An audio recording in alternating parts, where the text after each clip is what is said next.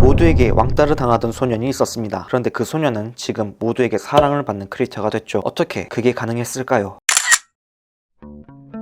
곽튜브 본명 곽준빈은 초등학교 6학년 때부터 학폭을 당했습니다. 그 시작은 외모와 가난이었죠. 샤워기도 없는 집, 그래서 항상 바가지에 찬물을 부어서 씻어야 했던 집, 거기에 왜소한 체격이라는 이유만으로 그의 친구들은 그를 괴롭히기 시작했습니다. 중학교에서 이어진 괴롭힘은 점점 심해졌습니다. 빵 사오라는 것은 기본이었고 빌려간 물건은 돌려받지 못했으며 심지어는 컴퍼스로 찔리기까지 했죠. 컴퍼스로 등을 찌르고, 그러니까 야 나 얘 봐라 하면서 이렇게 찌르고, 그럼 제가 아파하는 거 보면서 웃고 막. 아파하는 곽튜브의 얼굴을 보며 가해자들은 웃어댔습니다. 중학교 3년, 좋은 추억이 있을 리가 없죠. 굴레를 끊기 위해 곽튜브는 홀로 외딴 동네에 있는 고등학교로 진학했습니다. 아무도 중학교 시절의 모습은 모르는 고등학교에 가서야 드디어 학폭의 굴레에서 벗어날 수 있었습니다. 고등학생 곽튜브는 교우관계도 좋았습니다. 말을 잘했고 모난 성격이 아니었으니까요. 그런데 어느 날 곽튜브의 귀를 의심케 하는 친구의 말이 들렸습니다.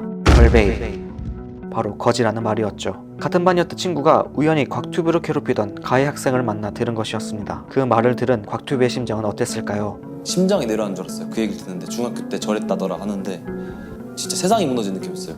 다시 원래대로 돌아가야 되구나. 밝은 모습을 보여주었던 곽튜브였지만 자신을 숱하게 괴롭혔던 그 말 한마디에 곽튜브는 겨우 숨겨둔 아픈 과거로 돌아갔습니다. 실제로 다시 따돌림이 시작이 되었고 곽튜브가 자신의 약점을 강제로 마주하게 만들었습니다.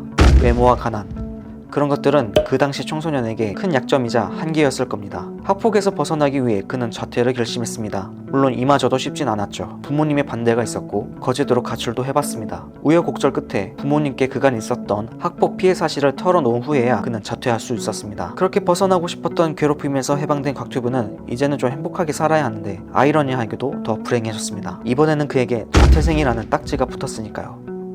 이런 적도 있었다는군요. 평일 어느 날 낮에 미용실에 갔던 곽튜브, 미용실 원장님이 무심코 학생이 이 시간에 어떻게 왔냐고 물어봤을 때 그는 솔직하게 자퇴생이라고 말할 수 없었습니다. 그냥 말을 더듬다가 집으로 돌아가곤 했죠. 약점을 숨기려고만 하니 세상과 점점 멀어질 수밖에 없었습니다. 그의 나이 18, 곽튜브는 온라인 세상에서만 살았습니다. 새벽까지 인터넷하고 해가 뜰 때쯤 잠이 들고 그리고 다시 일어나면 자신을 받아주는 인터넷 세상에 빠져드는 일을 매일 했습니다. 그는 스스로 그때 자신은 망상에 찌들어 살았다고 고백하기도 했습니다. 그렇게 그는 자신의 삶을 스스로 가둬두었죠. 그랬던 곽튜브는 어떻게 해서 17년이 지난 지금 구독자 210만 명이라는 어마어마한 크리에이터로 성장할 수 있었을까요? 자기를 괴롭혔던 무수한 비난과 폭력을 깡그리 무시하고 그냥 무지성으로 내가 짱이야를 외치면 되는 걸까요? 당연히 아니겠죠. 여기서 우리는 취약성에 대해 잠깐 알아볼 필요가 있습니다. 사회복지 전문가이자 심리학자인 브레네 브라운은 자신의 책 마음 가면에서 취약성에서 진짜 용기가 나온다고 보고 있습니다. 이 책은 저자가 10년 이상의 연구와 수천 명의 사람들과 인터뷰를 바탕으로 한 것인데요. 취약성을 이렇게 설명합니다. 취약성이란 상처받거나 공격당하기 쉬운 상태를 의미하지만 이는 나약함과는 다르다. 나약함이 공격이나 상처를 아예 견딜 수 없는 상태라면 취약성은 공격을 당할 수 있는 가능성이 해당하는 거죠. 쉽게 얘기하면 취약성은 미래에 상처받을 것 같다는 감정이라는 겁니다. 불확실한 미래를 생각할 때 드는 부정적인 감정 자체를 현재의 나약함으로 여기는 일을 절대로 해서는 안 된다는 거죠.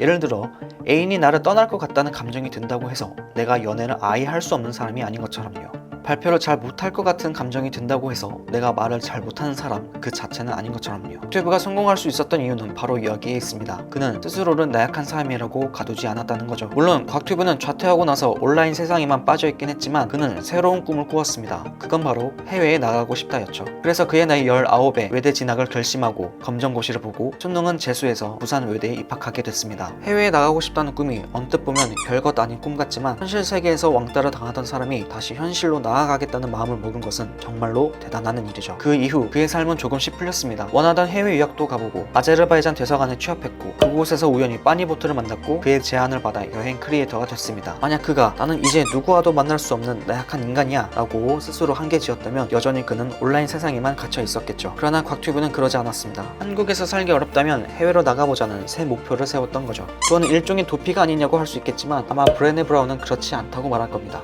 한국에서 살기 어려울 수도 있겠다는 취약성을 인지했고 그 생각이 해외로 나아가게 할 용기로 바뀌었다고 얘기할 겁니다. 브레네 브라운이 말하는 용기는 바로 취약성을 인지하는 것에서부터 나오기 때문이죠. 책 마음 가면에서도 밝히듯이 건강심리학 분야의 여러 연구에서도 취약성을 인지한 사람, 즉 자신이 처한 위험과 노출의 정도를 인정할 줄 아는 사람이 건강을 유지할 확률이 훨씬 높다는 것이 밝혀졌습니다. 한마디로 말해 그 길이 무섭고 내가 약한 부분이 어디인지 뻔히 보여도 잘 대처한다면 극복할 수 있다는 거죠. 그러면서 브레네 브라운은 취약성을 인지했다면 이렇게 하라고 얘기합니다.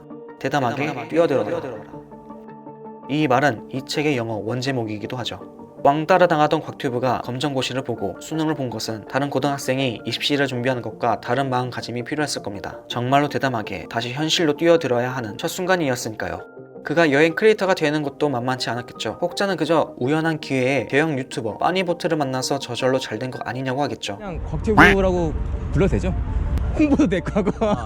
빠니보틀이 곽튜브를 자신의 채널에서 소개해 준 것도 맞고 그에게 전업 유튜버를 제안한 것도 맞지만 결국 곽튜브의 채널이 성장할 수 있었던 건 곽튜브가 취약성을 인지하고도 대담하게 뛰어든 결심 때문이었습니다. 불만족스러운 현실에 갇혀 원래 나는 잘생기지 않았는데 원래 우리 집은 가난했으니까 저거 다 될 사람만 되는 거겠지 하고 나약함에 빠져 있었다면 곽튜브는 성공할 수 없었을 겁니다. 이 세상에는 똑같은 취약성을 가졌는데도 누군가는 극복하고 누군가는 발전은 거부합니다. 나의 약점, 단점, 부족한 점을 알기 때문에 우회 해석하거나 정면 돌파를 하거나 아예 새로운 목표를 찾는 사람들은 취약성을 이용해서 용기를 낸 사람들입니다. 바로 곽튜브와 같은 사람들인 거죠. 브레네 브라운은 책 마음가면에서 미국 전 대통령 루즈벨트의 연설을 인용합니다. 경기장의 투사는 자신의 힘으로 끝까지 경기를 치릅니다. 서로 실패한다고 해도 그는 매우 대담하게 용감한 실패를 해낸 겁니다. 용감한 실패. 완벽한 무결점의 승리보다 어쩌면 더 값지고 영광스러운 성과가 바로 용감한 실패입니다. 왜냐하면 실패를 하더라도 내가 무엇에 열정을 가졌는지 어떤 가치 있는 일에 목숨을 걸었는지 확인이 되니까요. 이 세상에 완벽하게 준비된 투사는 없습니다. 누구든 약점이 있죠. 그러나 그 약점을 잘 방어하거나 역이용해서 승점을 따내는 투사가 승리하는 법입니다. 곽튜브는 오랫동안 한국에서 집단 괴롭힘을 당했기 때문에 해외라는 새로운 꿈을 가졌습니다. 오랫동안 가난했기 때문에 크게 성공하려고 유튜브를 시작했고 지금은 잘나지 않은 외모를 인정하고 당당하게 여러 방송 활동을 합니다. 그는 현재 210만 명의 구독자를 가진 여행 크리에이터이며 다양한 예능 OTT 프로그램에 출연하고 있고 최근 한 시상식에서 신인 남자 예능인상을 수상했습니다. 데빌스 플랜의 곽준민님 축하드립니다.